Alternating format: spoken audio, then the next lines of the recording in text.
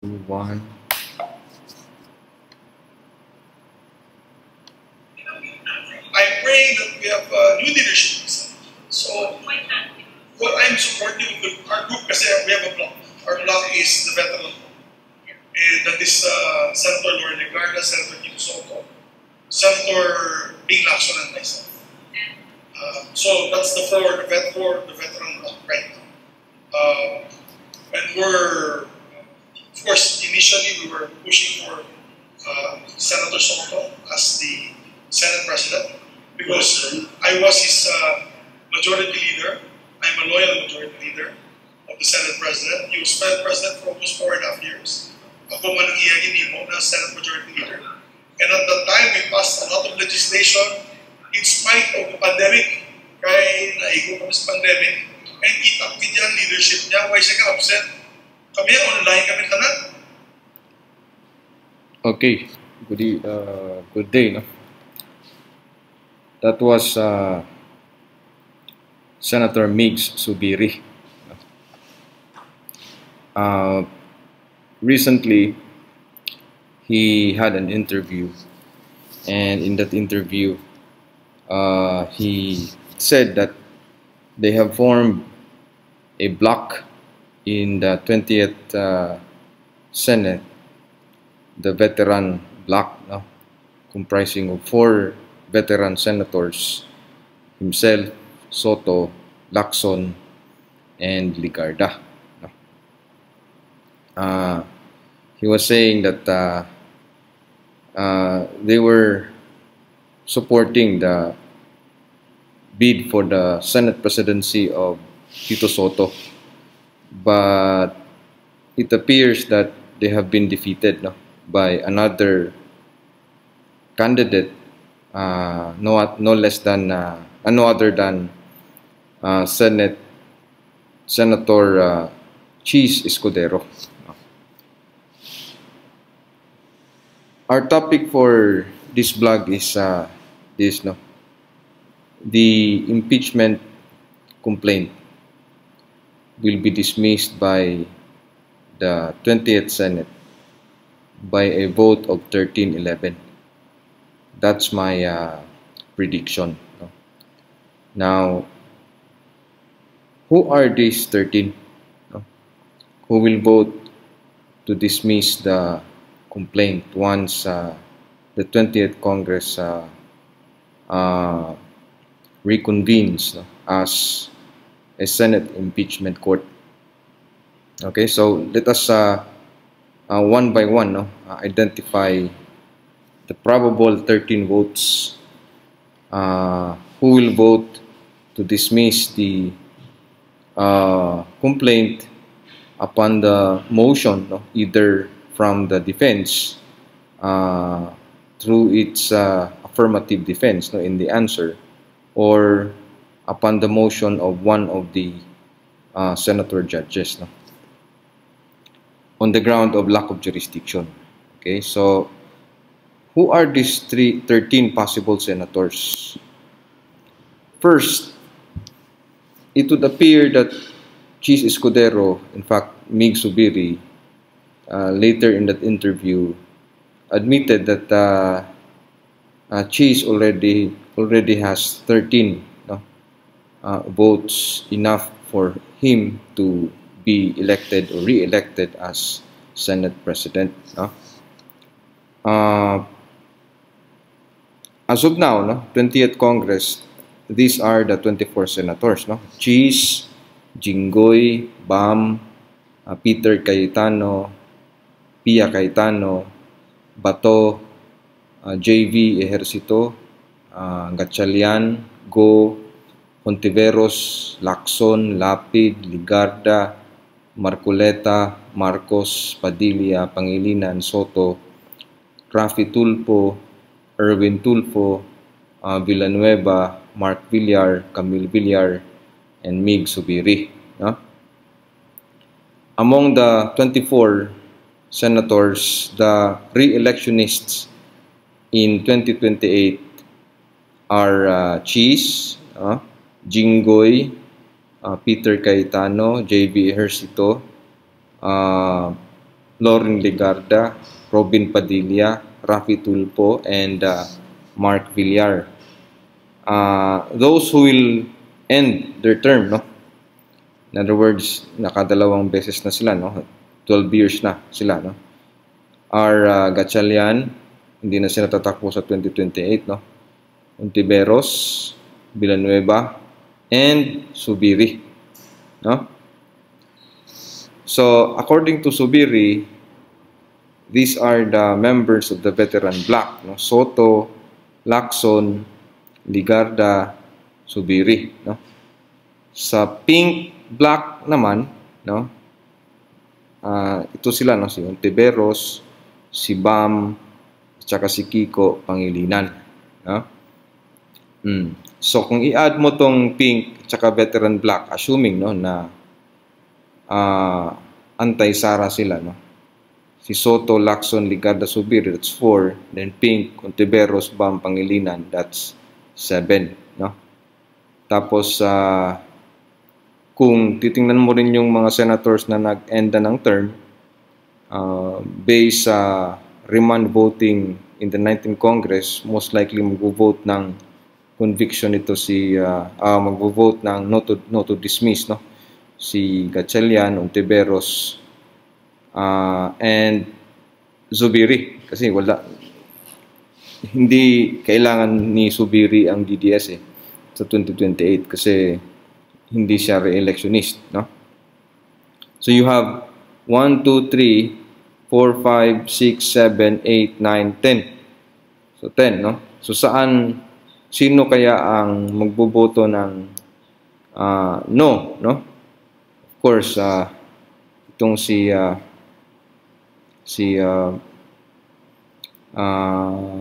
Rafi Tulfo, no?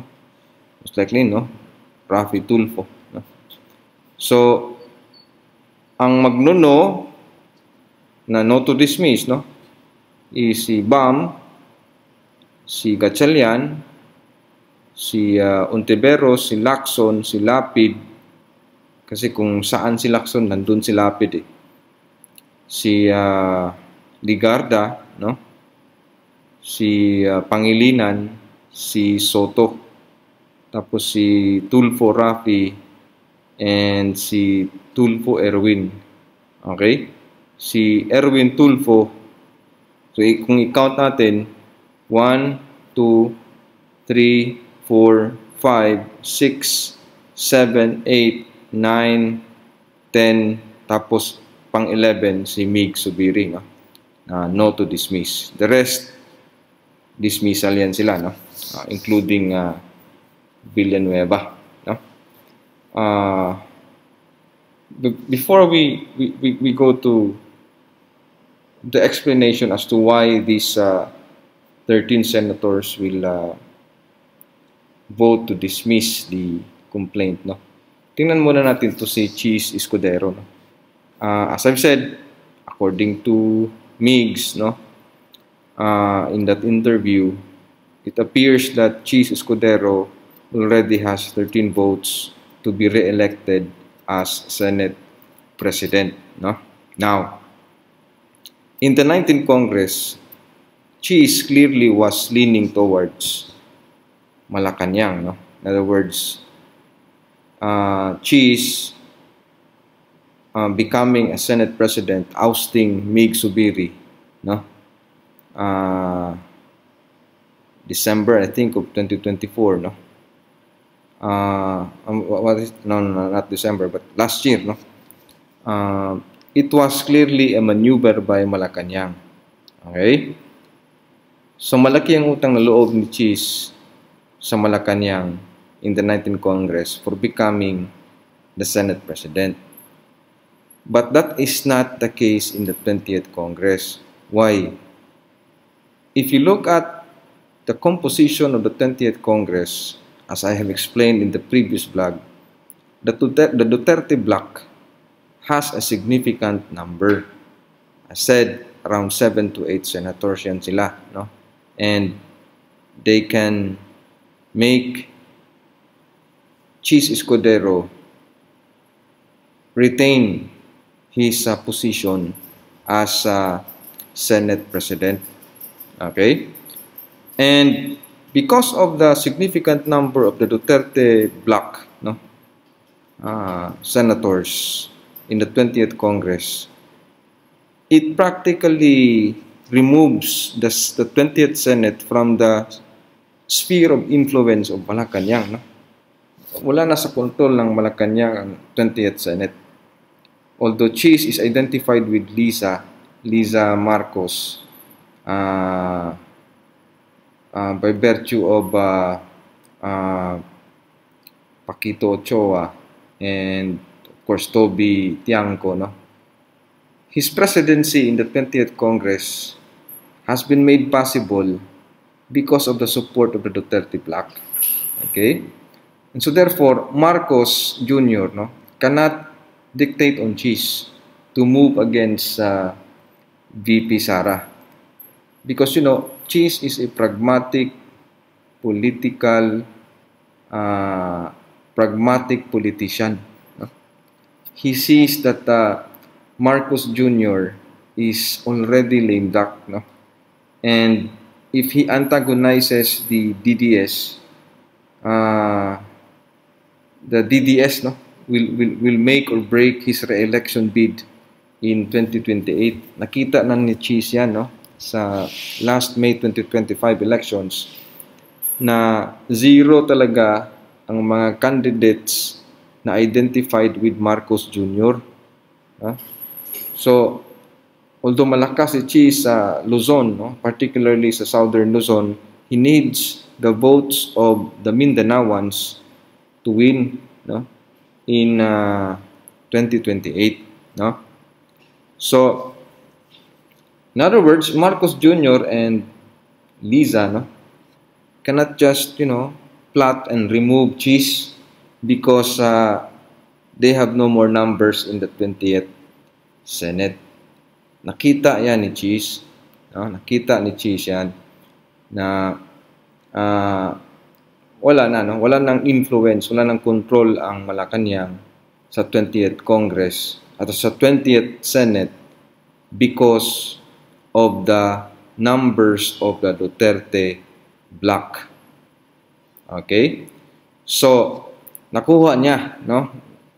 Na-re-elect siya, marire-elect siya as Senate President in the 20th Congress. That is why he is leaning towards granting the granting the motion to dismiss the impeachment complaint of VP Sara. Okay?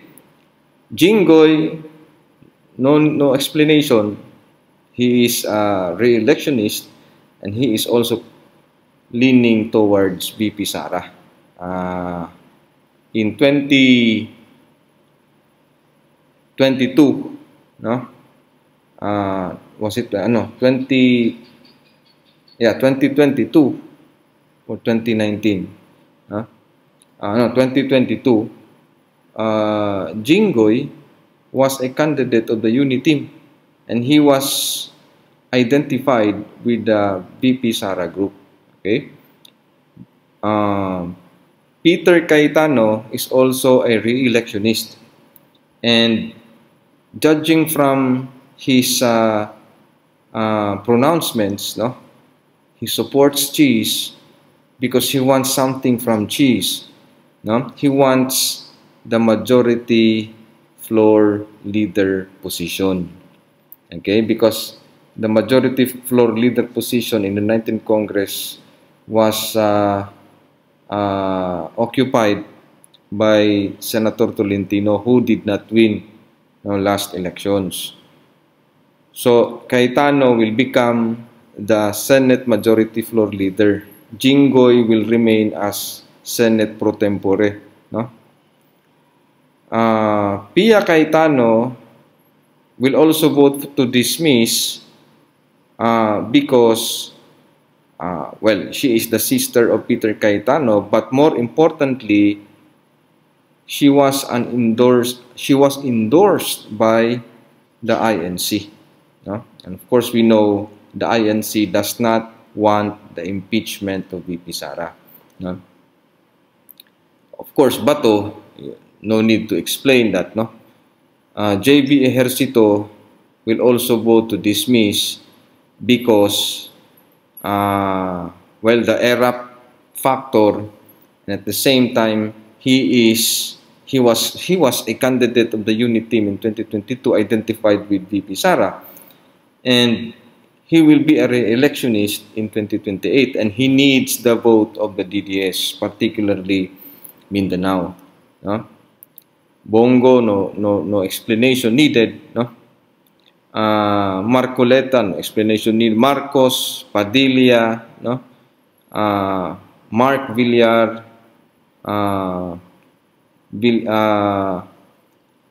Camille Villar, no?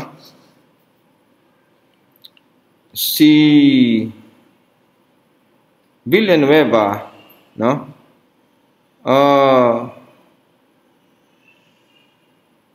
I think Villanueva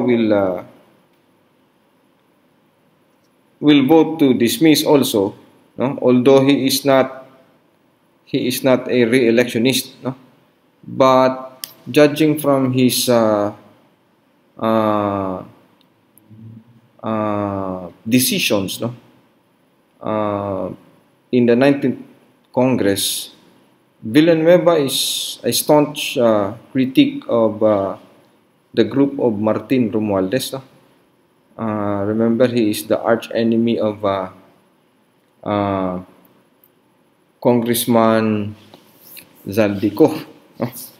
So, if he believes that the impeachment of VP Sara is a machination of Martin Romualdez, definitely he will not support the impeachment. No? So although he is not a re-electionist, he will, I think, no, he will vote for the dismissal of the complaint later on. Once the arguments are ventilated, no, on the floor by the defense lawyers of VP Sara, no? And it would be compelling. No? Now, interestingly, itong si Ligarda, no? Because Ligarda is a re-electionist in 2028, but he will vote no. No? In other words, he will not vote for the motion to dismiss. Why? Well, maybe she believes that she doesn't need Sara to win in 2028. No? She doesn't need Mindanao, but who doesn't need Mindanao, no? But I think Ligarda will vote no, no? And he will use the, you know, the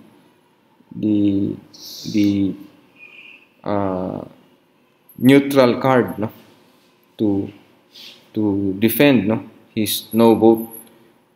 Itong si Zubiri magno-no voto because he will position himself, no, for the people daw, no.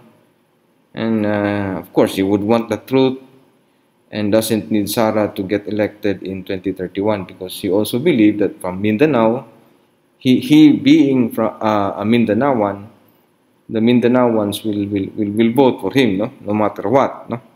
But that is a dangerous thinking, no. Okay, you look at Manny Pacquiao, what happened to Manny Pacquiao in Mindanao, no? But I think he will vote no, no, because they have already formed a bloc, veteran bloc, no? Soto, Lacson, Ligarda, Zubiri. These are no to dismissal vote, no? Okay, so that is all for now, no? The motion to dismiss that will be raised by the lawyers of VP Sara once the 20th Senate reconvenes, no, as an impeachment court, will be voted upon after the lawyers argue, and senators will vote 13-11 in favor of the dismissal of the complaint. So therefore, the impeachment trial or the impeachment complaint will not go will not proceed to trial. No?